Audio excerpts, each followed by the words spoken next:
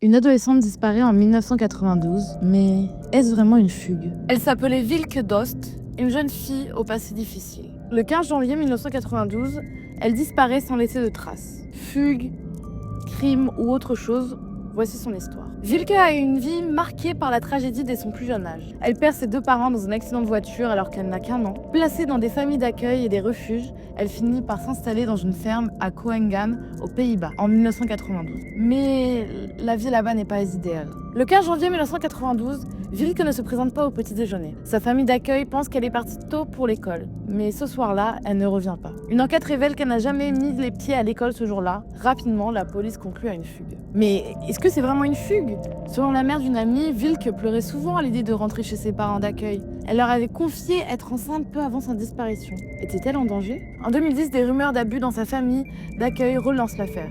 La mère et le frère adoptif de Wilke sont arrêtés. La ferme est fouillée minutieusement, mais aucune preuve n'est trouvée.